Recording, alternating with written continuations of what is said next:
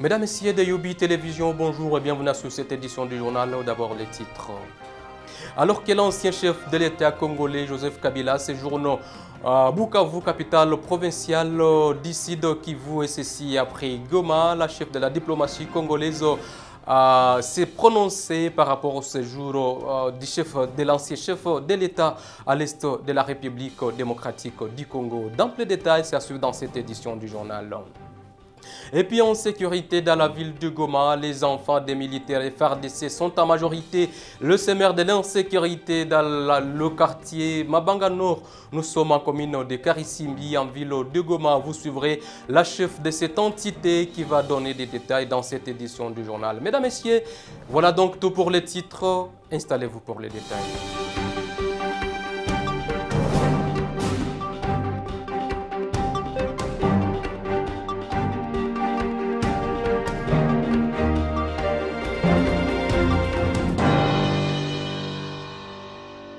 Ce journal part dans le territoire de Massissi où, dans un communiqué officiel signé par l'administrateur du territoire de Massissi, Ndizeye Rutebuka Emmanuel, il est strictement interdit et puis interdit formellement de tenir des marchés de bétail, notamment s'impliquant les éleveurs, les bouchers, commerçants et autres acteurs du secteur de l'élevage. Toute circulation des vaches dans et autour des zones touchées est également suspendue jusqu'à nouvel ordre. La situation est jugée préoccupante pour éviter toute contamination supplémentaire. L'entrée des vaches en provenance d'autres territoires est interdite.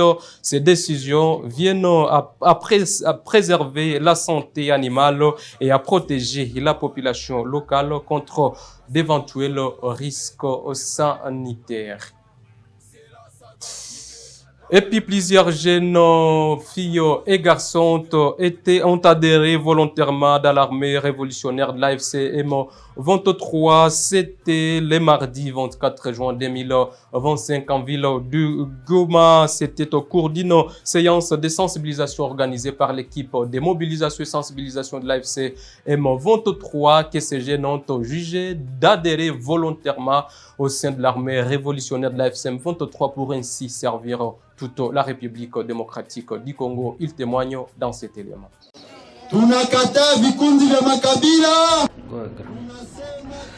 Disons non au tribalisme. Unissons-nous pour la paix, la sécurité et le développement de notre pays. Je me sens tellement heureuse d'adhérer au sein de la FCM 23. Il est important d'apporter ma contribution pour la reconstruction de ces pays. C'est une joie d'appartenir à la FCM 23, un mouvement qui vient nous libérer. Personne ne m'a poussé ou forcé, c'est par ma volonté. Nous sommes des troisième âge, nous acceptons également de signer notre adhésion à la FCM 23. Il est temps de changer, les jeunes doivent changer leur comportement.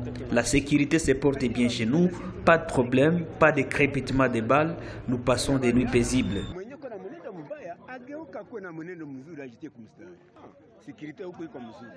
Je suis heureux de cette sensibilisation, les jeunes sont prêts à accompagner le mouvement.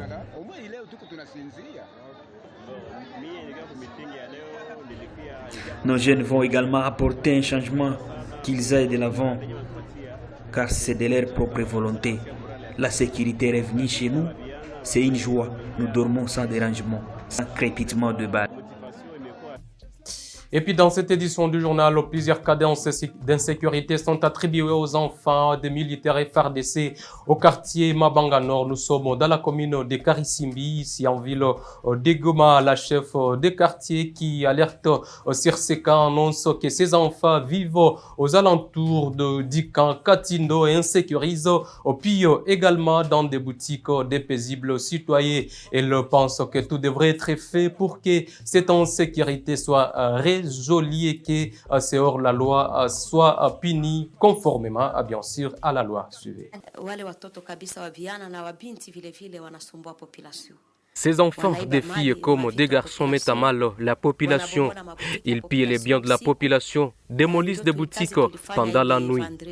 Vendredi, on m'avait informé que ces enfants ont démoli 8 boutiques d'autrui et ont emporté presque tout ce qui s'y trouvait. Ils ont volé de la farine, du riz, de l'huile, tous les divers de la boutique. C'était sur l'avenue Salongo 3, qui est en face d'Ikakatindo. Lorsqu'on nous avait alertés, j'ai vite appelé ma hiérarchie et lorsque nous sommes arrivés sur le lieu, nous avons arrêté 4, dont 2 filles et 2 garçons et même les mamans qui avaient acheté les biens volés. J'ai dit merci à ma hiérarchie car elle a suivi les dossiers jusqu'à la fin.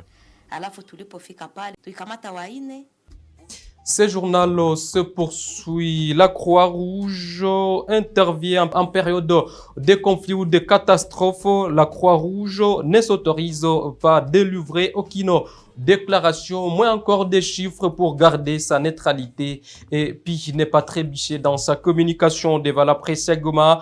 La Croix-Rouge a rappelé ses missions qui doivent être respectées bien qu'elles restent bénévoles dans toutes ses interventions. Le secrétaire provincial est responsable de la communication à la CIC a précisé qu'au cours de la récente guerre à Goma, à l'est de la République démocratique du Congo, la Croix-Rouge ne pouvait que se limiter au ramassage des corps et ne donner aucun bilan. Selon lui, la Croix-Rouge est en train de mobiliser ses équipes pour ainsi rendre service à toute la communauté. Joseph Kassongo a également précisé que la Croix-Rouge s'est focalisée uniquement sur sa mission qui est celle de prévenir et d'atténuer les souffrances humaines, de protéger la vie et la santé et de favoriser la compréhension mutuelle et la paix. Il est dans ses propos. Si on laisse un corps se décomposer dans la communauté, on va exposer davantage cette communauté.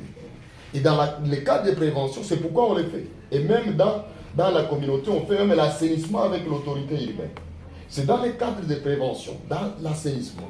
Parce qu'il ne faut pas que les maladies soient là. Mais dans ce domaine clé d'intervention, les gens maintenant confondent tous les corps qu'on trouve, les indigents. Il faut appeler la Croix-Rouge. Or non. Notre mission, ce n'est pas d'enterrer les corps. Ça, je l'ai répété. Donc, quand vous lisez notre mission, tel que je l'ai répété là-bas, c'est prévenir les maladies, soulager les souffrances et améliorer les conditions des plus vulnérables sans discrimination aucune. Il n'y a pas le mandat de dire la Croix-Rouge, c'est pour enterrer les cadavres. Non. Ce n'est pas que tous les indigents, quelqu'un, un voleur qu'on a abattu là-bas, il faut appeler la Croix-Rouge, il faut aller. Nos moyens sont très limités. Nous vivons des cotisations des membres et on le fait quand il y a catastrophe. Et c'est pourquoi on a été dans le jeu. Mais appeler la Croix-Rouge parce qu'il y a quelqu'un qu'on a lapidé, il faut venir la croire. Il faut quelqu'un, un corps noyé là-bas, allez prendre la Croix-Rouge. C'est pourquoi il y a un service de la mairie qu'on appelle la protection civile, qui peut quand même revenir pour suppléer des cas pareils, des indigents, et voilà, ils gèrent, et puis ça permet que l'autorité urbaine gère cette situation-là sans que y ait une catastrophe. Ça, ce n'est pas une catastrophe qui va faire que la Croix-Rouge se mobilise et aller ramasser les corps, non.